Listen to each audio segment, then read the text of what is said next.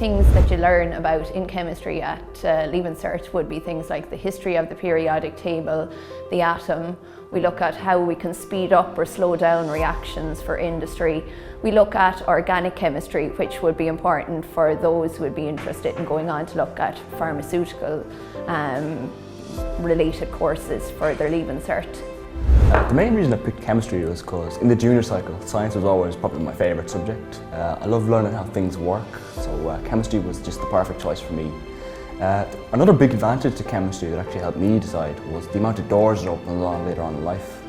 Any sort of pharmacy work, chemistry is an absolute must-have for that. That includes drug production, working on new materials, vaccine development. I suppose that last one's pretty important now. I was actually shocked when I found out that 24 of the world's leading drug companies are actually based here in Ireland. So there's no shortage of work close to home. Chemistry is examined by a written paper and it's available at both higher and ordinary level. I know there's a lot of word out there that chemistry is a difficult subject, but when you look at the paper and break it down, it really isn't. 15 to 20% of the paper is made up of definitions, and the other 40% of it is made up of organic chemistry. So by working on those two areas really well over the 2 years, you can actually achieve quite well on the chemistry paper. I'm finding chemistry challenging, but I'm really enjoying it so far.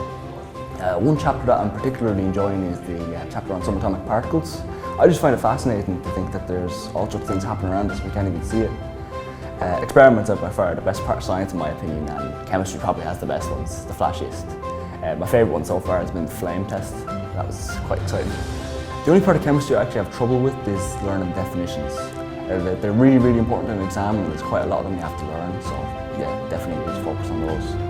So in terms of a student of chemistry then, what would I say you need to be? Well, first of all, you need to be hard-working and I suppose a consistent worker as well.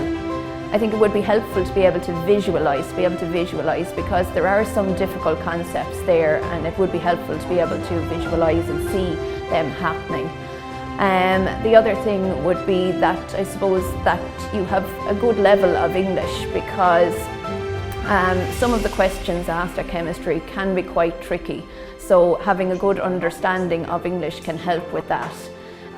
Also the ability to learn, I suppose, large volumes of definitions as well would really be helpful.